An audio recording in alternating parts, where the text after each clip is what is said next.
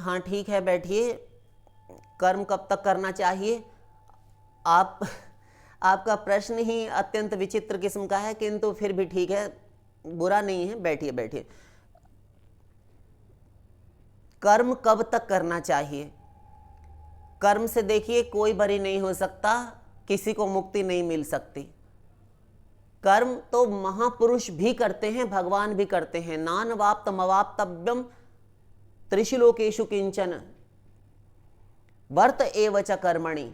अर्जुन, मुझे कुछ भी पाना और करना शेष नहीं है, मुझे कुछ भी नहीं चाहिए, क्योंकि मैं आप्त काम पूर्ण काम परम निष्काम हूं। किंतु मैं भी सावधान रहकर कर्म करता हूं। यदि हेयम न वर्तेयम जातु कर्मण्य तंद्रिता, यदि मैं सावधान रहकर कर्म ना करूं, प्रमादवश मैं भी छोड़ छाड़ कर बैठा रहूं अपने लोक में, गोलोक में, अवतार ले लेकर आकर कर्म करने की विधि ना सिखाऊं कि मनुष्य तुम ऐसे चलो, तब फिर ये सारा का सारा संसार, ये प्रजा, यह लोक नष्ट भ्रष्ट हो जाए। इसलिए भगवान ने कर्म की सृष्टि की। किंतु कर्म किस प्रकार किया जाना चाहिए? तस्मात् शास्त्रम प्रमाणन्ते कार्याकार्ये व्यवस्थितौ। उसमें श्रुति स्मृति, हमारे शास्त्र, ये प्रमाण हैं, कार्य और अकार्य, इसके विषय में। तो हमें श्रुति स्मृतियों, हमारे शास्त्रों से समझना चाहिए कि कैसे कर्म करना चाहिए। कर्म करना बुरा नहीं, कर्म की आसक्ति, कर्म के फल में आसक्ति, यह बंधनकारक है। कर्म, आप एक भी महापुरुष को ले आइए, कौन सा ऐसा महापुरुष है जो कर्म ना कर रहा हो, जिसने कर्म ना किया हो? परमहंस को ले आइए, शौच इत्यादि जाएगा साधारण मनुष्य, हाँ, चलेगा फिरेगा, हाँ, पलके गिराएगा, हाँ, सांस लेगा, हाँ, ये कर्म ही तो है। खाएगा, खाता तो महाराज परमहंस भी है, हाँ, तो फिर और कर्म किसे कहते हैं? सोएगा, उठेगा, बैठेगा, चलेगा फिरेगा, गमनागमन के कार्य करेगा, और किसे आप कर्म कहते हैं? शरीर को हिलाना, इसे ही तो कर्म कहते हैं ना। आप सब कुछ कर रहा है। गोपियां प्रेम की ध्वजा पकड़े खड़ी हैं, प्रेम का डिंडिम नाद कर रही हैं, डमरू घोष, वे गोपियां कर्म कर रही हैं। या दोहने वहनने मतनोपलेप प्रेंखेंखनार भरुदितो क्षणमार्जनादौ गायन्ति चैन मनुरक्त धियो श्रुकंठयो धन्या ब्रजस्त्रिय उरुक्रम चित्तयानाः। वे गोपियां धन्य हैं जो सारे घर गृहस्थी के कार्य करती हुई भगवान में मन लगाए हुए हैं। भगवान आते हैं, श्री राम राज्य कर रहे हैं, युद्ध कर रहे हैं। पांडव सारे महापुरुष राज्य कर रहे हैं, युद्ध कर रहे हैं। प्रहलाद जी भगवत प्राप्ति 5 वर्ष के, तभी भगवान नृसिंह का अवतार हो गया इनके लिए, परम तत्व का। और वे फिर भगवान ने कहा, प्रहलाद तुम्हारा राज्याभिषेक हम कर रहे हैं, अब तुम विवाह करो और उसके बाद में संतान इत्यादि की उत्पत्ति करो, प्रजा उत्पत्ति के लिए कहा। और 30 करोड़ 67 लाख 80 हजार वर्ष का राज्य प्रहलाद जी को दिया भगवान ने, एक मनवंतर का राज्य। सोचिए, ये सब महापुरुष कर्म करते हैं। कौन सा महापुरुष है जो कर्म ना कर रहा हो? तो कर्म से कोई बरी नहीं। क्यों? इसलिए नहीं कश्चित क्षणमपि जात तिष्ठत्य कर्मकृत। गीता 1/100 सेकंड के लिए भी, एक भी जीव, एक निमेश के लिए भी, कोई भी जीव ऐसा नहीं, एक मक्खी भी ऐसी नहीं, प्रयोजन मनुद्देश्य मंदोपि न प्रवर्तते। दर्शन शास्त्र कहता है बिना प्रयोजन, बिना मकसद, बिना मतलब के कोई घोर से घोर मूर्ख भी कर्म में प्रवृत्त नहीं होता। कुछ ना कुछ उसका मतलब अवश्य है, कर्म करेगा। चींटी भी चल रही है, मतलब है। फिर मनुष्य, तो कर्म तो जब तक ये शरीर रहेगा कर्म होगा। कहां भाग कर जाएंगे आप कर्म से पीछा छुड़ाकर? किंतु कर्म किस प्रकार का होना चाहिए, इसके लिए हमने अभी कहा कि शास्त्र से समझना चाहिए, अन्यथा उच्छृंखल हो जाएगा, पतन होने की संभावना है। कर्म, अकर्म, विकर्म, कर्म विपाक, ये 4 प्रकार के कर्म होते हैं। इनके अनुसार इनका फल होता है। इन पर डिटेल फिर किसी दिन करेंगे। तो कर्म से आप बरी नहीं हो सकते। भगवान से समझते हैं फिर से। ये सब शास्त्रीय ही था, किंतु विशेष रूप से बोल देते हैं। योगास्त्रयो मया प्रोक्ता नृणाम श्रेयो विदित सया ज्ञानम कर्म च भक्तिश्च नोपायोन्योस्ति कुत्रचित। श्रीमद् भागवत 11वें स्कंद का 21वां अध्याय। भगवान कह रहे हैं त्रयो मया प्रोक्ता, मेरे द्वारा हे उद्धव कल्याण के 3 ही मार्ग मैंने अपने समस्त शास्त्रों वेदों में, क्योंकि मैंने ही तो श्रुति स्मृति प्रकट की है ना, मम श्रुति स्मृति ममई वाग्ये, मेरी ही आज्ञा है, गीता में कहा।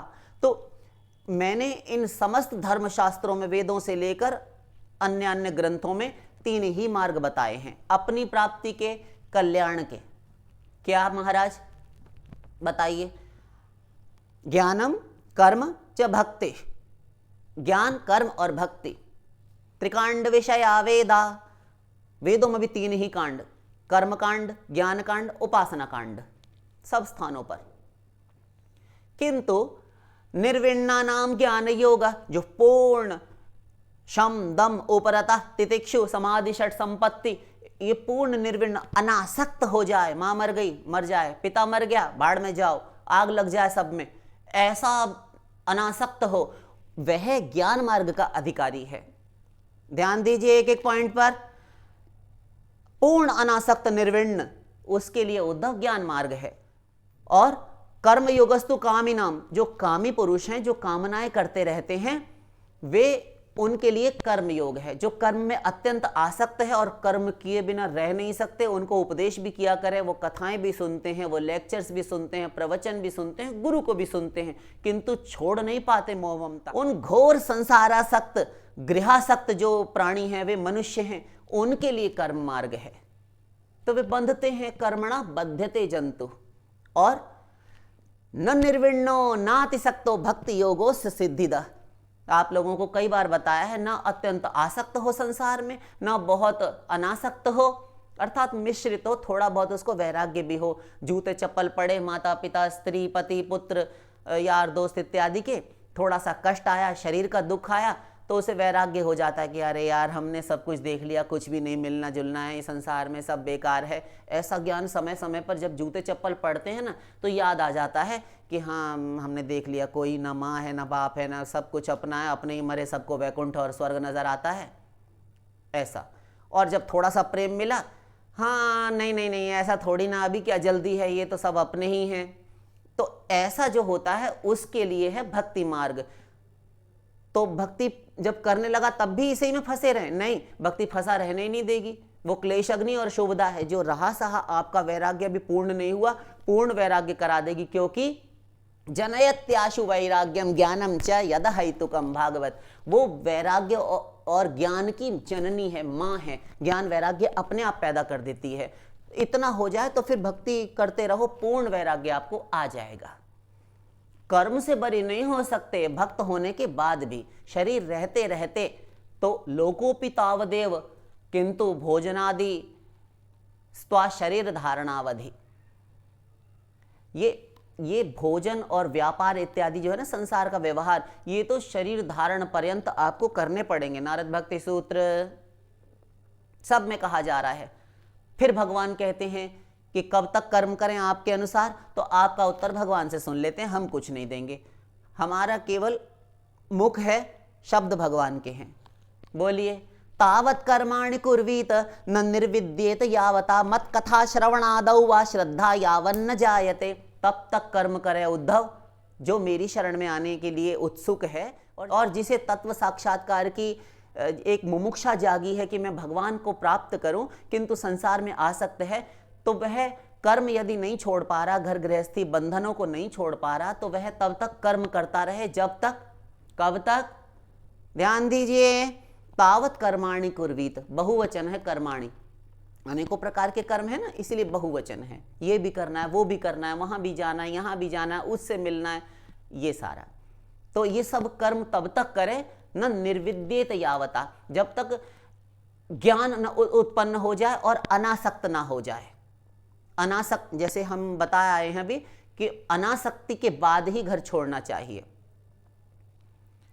मत कथा श्रवणादौ वा श्रद्धा यावन न जायते, जब तक मेरी कथाओं में, कथा श्रवण में, मेरी भक्ति भजन में उसकी श्रद्धा ना आ जाए, सत्संग श्रवण में, मेरे धर्मों में जब तक उसकी श्रद्धा ना पैदा हो जाए तब तक कर्म करे। और जब मेरे प्रति यत्किंचित थोड़ा सा भी प्रेम आ गया, फिर वह छोड़ सकता है। तो तब तक तो कर्म करना पड़ेगा। बस मेरे लिए ही फिर सारे कर्म हो जाते हैं उसके, और मेरे लिए ही कर्म करने चाहिए।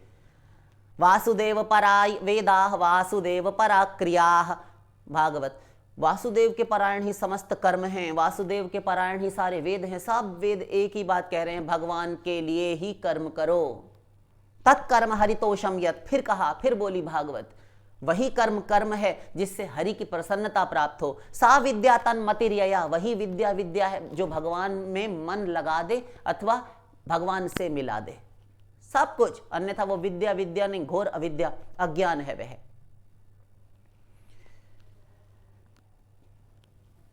सारी क्रियाएं सारे कर्म भगवान के लिए, तो भगवान कहते हैं मेरे लिए ही करना चाहिए। और जो मेरे लिए कर्म होता है, ध्यान दीजिए, जो कर्म मेरे लिए होता है वह कर्म निर्गुण होता है, वह सगुण नहीं होता। सगुण हो त्रिगुणात्मक, सात्विक राजस तामस, तो पुण्य न पुण्य लोकम नयति, पापे न पापम। हाँ, ऊर्ध्वम गच्छन्ति सत्वस्था, मध्ये तिष्ठन्ति राजसा, जघन्य गुण वृत्तिस्था, अधो गच्छन्ति तामसाः। जो सत्व गुण से युक्त कर्म करते हैं वह स्वर्ग को जाते हैं अथवा ब्रह्मलोक इत्यादि उच्च लोकों में गमन करते हैं, और जो राजसिक कर्म करते हैं वह इस मृत्यु लोक में रहते हैं। जघन्य गुण वृत्तिस्था, जो जघन्य पाप कर्म करते हैं वे अधो गच्छन्ति तामसाः, वे अधो लोकों में, अधो योनियों में, निम्न योनियों में पड़ते हैं। सीधा सा हिसाब है। किंतु मेरा कर्म जो है मेरे लिए किया गया है वह तो धर्म हो जाता है, वह भक्ति हो जाती है, और भक्ति निर्गुणा होती है। मैं निर्गुण हूं, त्रिगुण से परे हूं, त्रिगुणातीत हूं, मेरी भक्ति भी त्रिगुणातीत है। इसीलिए निर्गुण कर्म का कोई फल नहीं, क्योंकि वह निर्गुण है, वह क्या फल देगा?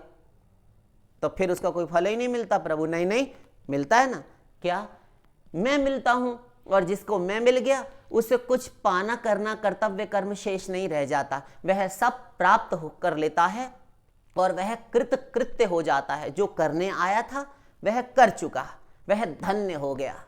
शंकराचार्य जी की तरह धन्योहम कृत कृत्योहम विमुक्तोहम तदनुग्रहात्, वह मैं धन्य हो गया। शंकराचार्य जी अपने आप तारीफ कर रहे हैं अपनी, कृतकृत्य हो गया मैं, विमुक्तो हम, मैं मुक्त हो गया प्रभु। अभी तो आप यहीं बैठे हैं शंकराचार्य जी, नहीं नहीं हम यहीं रहकर मुक्त हैं। जिसको दर्शन यहां मिल जाए उसको दर्शन वहां मिलता है। ये बाबा जी कहते हैं मरने के बाद भगवान मिलते, नहीं, यहां भगवत प्राप्ति होती है।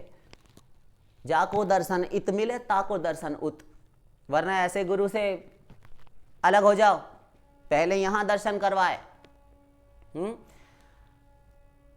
और मेरी प्राप्ति का फल है बंधनों से मुक्ति। आशा करते हैं आप समझ गए होंगे। तो कर्म तो करना पड़ेगा, किंतु भगवान के लिए करें। शेष फिर लाडली लाल की